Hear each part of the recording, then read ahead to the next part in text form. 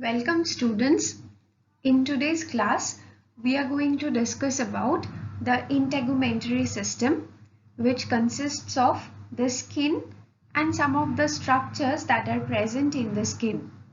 In this video, we are going to discuss about the structure of the skin and also the functions that the skin perform. Out of the sense organs that we have, skin is the largest of them, and it is present as an outermost covering all the internal organs and deeper structures that are present in our body. Now, if you just measure your body weight, 15% of that total body weight is going to account for the skin's weight only. It's so much larger and so much extensive. The identifying feature is actually a skin for a human being, as we know that we can actually divide the human races into different kinds on the basis of the coloration of skin. And every human being has some particular identification feature of the skin and also the fingerprint, which is also a part of the skin and which is totally unique to every human being. Skin serves as an almost impermeable barrier. Impermeable means that it does not let anything enter inside it or through it. But since it is the term used as almost, it accounts for that it lets entry to some of the things, but it's mostly impermeable. It does not let enter some of the substances inside it. It's part of the integumentary system. Though it's almost a tissue covering, but still it has so many other structures which are functioning together with the skin for maintaining a lot of different functions. So together they are constituting the integumentary system. The skin performs many functions. The most important of them is protection against external physical, chemical and biological assailants. Physical shock and some chemicals that are present in the outside environment and which are very harmful for our body, and biologic assailants means the bacteria, the virus, the fungi, protozoa, etc. The skin also acts as a preventive barrier for excess water loss from the body, and the skin also has a very important role in thermoregulation, which is maintaining a constant body temperature for our body. The role of skin in thermoregulation will be discussed in detail in the later slides. Now, if we are going to see the structure of the skin, and if we cut, supposedly if we cut a part of the skin, we can see that there are three gross layers that are present in the skin. There are many sublayers to this main layers, but there are mainly three layers. The outermost layer, as we can see in the picture, which is marked in a deeper red color, is called the epidermis. Then there is a lighter pinkish color layer which is a little bit broader than the darker red colored layer, which is called the dermis. And at the base of the dermis, or as the innermost layer, it is called the subcutaneous layer or hypodermis. The skin proper is composed of the epidermis and the dermis. And also there are some skin derivatives. That means that some of the products which are present in the skin, like the hair cells, nail, mammary gland, sweat gland, sebaceous gland, which together with the skin constitutes the integumentary system. So we will know about the epidermis, hypodermis and the dermis in detail in the coming slides. The first layer or the outermost layer is called the epidermis, and epidermis is not just a single layer of cells, but it is actually composed of stratified squamous epithelial cells, and we know from our knowledge in the tissue chapter that stratified squamous epithelial tissue is actually composed of several layers of squamous epithelial cells. So we can see in the picture that it is composed of so many layers.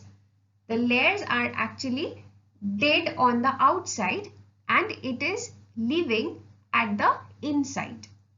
So the new cells are actually produced at the base level and they are moving progressively towards the surface of the skin and they are becoming dead.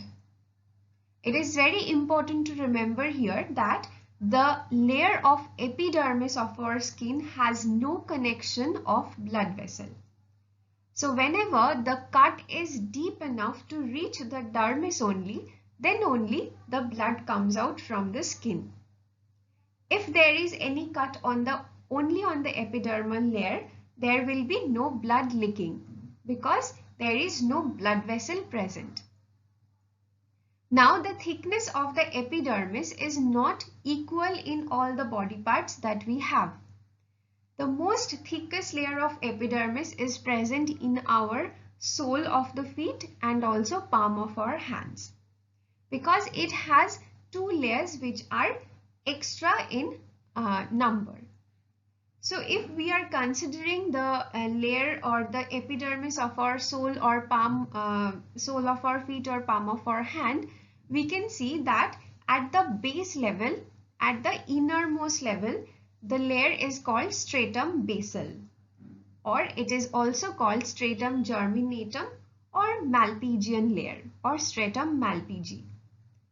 Germinatum term gives you the idea that it is a germinative layer, that is new cells are produced at this layer and those cells are going to just travel upwards on the surface of the skin and they will get mature and more strengthened. After the stratum basal layer, there is the stratum spinosum layer, which is just several thick layers of the epithelial cell. Now the next layer, which is called the stratum granulosum, it is only present in the palm and the sole, and also the stratum lucidum, it is also present in palm and sole. In other parts, stratum granulosum and lucidum is not present. Granulosum is also a little bit of spiky type of cells which are having some pigments inside them. We will know what are the pigments there. And stratum lucidum, as the name suggests, they are lucid cells. That means these cells are actually a little bit translucent. They are not very opaque. They are translucent. And the final layer, which is the outermost layer, which is called the stratum corneum, it is the hardest layer and this layer is only always getting shredded or worn away and new layers are going to come from the inside and it is going to replace the stratum corneum every single day. So whenever we are using some mask or some scrub or something and it is removing the dead skin cells, how it is said in the ads, so it is actually removing the stratum corneum cells. These cells are getting worn away every day. What gives the cells of the stratum corneum the hard nature that it has, or the epidermal layer, we can call together the hard nature that it has? These are the cells that are present in the epidermal layer, which are called the keratinocytes. These cells are a little bit different in terms that they are producing a protein which is called keratin. And this keratin is the protein that is present in our skin, it is present in our nails, it is present in our hair, and it is giving the hard or strengthening nature of the cells of the epidermal layer. So these keratinocytes are actually present in the stratum basal, but through some mechanism they are also traversing to the outermost layer, and as we are moving from stratum basal to the stratum corneum, these cells are producing more and more keratin protein and they are getting very tough on the outermost surface, which is the stratum corneum. The daughter cells are moving to surface to form stratum corneum, and this cycle is repeated every 28 to 60 days. And also there is a very important cell that is present in our skin, which is giving the identifying coloration of our skin, which is called the melanocytes. These melanocytes are also present. These are present in the stratum basal only and in no other layers. They are producing a particular pigment which is quite like a coloring pencil in biological system. They are producing the melanin, which is the coloring pigment. Similar number of melanocytes are present in all the races. If you are talking about the Caucasian race, if you are talking about the Asian people, if you are talking about the Indian people, melanocyte or number of melanin producing cells are present in equal amount in all the races, but the melanogenesis is variable. That means that how much melanin is produced and how it is distributed, that is variable, and that gives the different skin coloration in different races. So blacks are the black people, like African people, they are actually having the melanin throughout all the layers of the epidermis. But white skin people, they are having melanin only in the basal layer. It is not on the surface. That's why we cannot see the darker coloration. And tanning means that whenever some extra exposure of sun ray is there, so melanin shifts into the keratinocyte to block the harmful effects of the sun rays, and we get a tanned exposure. As you all can see, this is a comparison of the dark colored skin and the white colored skin or light colored skin. At the base level or the basal level, we can see the melanocytes, which are marked in a grayish color, and see in the dark colored section, the melanocytes are present throughout the skin, throughout the epidermis, all of the layers of the epidermis. But in the light colored skin, they are only limited to the basal level or the Malpighian level of the epidermis. So that is actually giving the different coloration of the dark and light in different races of humankind, and it is actually producing the identifying feature of these races. There are certain clinical conditions regarding the abnormal skin pigmentation. That is, the melanin production is somehow disturbed or hampered in some way, for some reason. Some genetic reason might be there, some environmental reason might be there, and these two clinical conditions are called, first one is called vitiligo or leukoderma. It is actually the absence of melanin production in patches in the skin.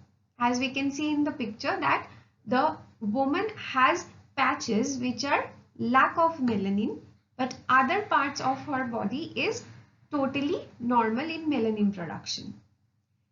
But albinism, on the other hand, is complete absence of melanin or melanin producing cells from the skin, so that not even her hairs and eyebrows and everything is totally white. That is absence of melanin. There is no absolute no coloration, and this is called albinism. Where albinism is quite a genetic disease, and whenever some people has both the parents which are albino, they are going to produce the child which is albino as well. But the reason of vitiligo or leukoderma is still a matter of scientific experiments. It is still not known or what is causing vitiligo or leukoderma. After we complete the knowledge about the outer layer, which is the epidermis, there is the dermal layer or the inner layer, which is also a connective tissue layer. That is, it is actually connecting all the tissues that are present in the epidermal layer with the other parts of the skin which are present in the deeper parts. Now the dermal layer or the dermis layer is the layer which is the vascularized layer. That means it is containing the blood vessels and it is also containing nerve fibers. So whatever the sense that we sense through the skin, like pain, then the temperature, then heat, cold, everything, it is actually because of the dermal layer. Because the nerve endings are present only in the dermal layer, not in the epidermal layer. So it provides the skin with elasticity. Our skin is quite elastic in nature. So if you just pull up the skin a little bit, then you just leave it, it will just come back to its original place and original form. It is because of the tensile strength and the elasticity that is present in the skin. This is because of two proteins that are present in the dermal layer. Those are called the collagen and the elastin. So collagen, elastin is actually providing the elasticity and collagen is providing the tensile strength of the skin. Now if we are seeing the dermal layer, we can see in the picture the upper portion, the topmost portion is having a little bit of pink coloration, a light pink coloration, which is the end portion of the epidermis. Now the later portion, which is the deeper purple color, it is the first layer of the dermis which is in close connection with the epidermis, and it is forming some finger-like projections at the junction of the connection of epidermis and dermis. These finger-like projections are called the dermal papilla or papillary layer of the dermis. It is the uppermost layer of the dermis, and at the basal layer or the deeper layer, that is called the reticular layer of the dermis. Collagen is the major stress resistant material of the skin. So whatever stress that your skin is experiencing, it can withstand that stress because of the collagen protein that is present in your skin.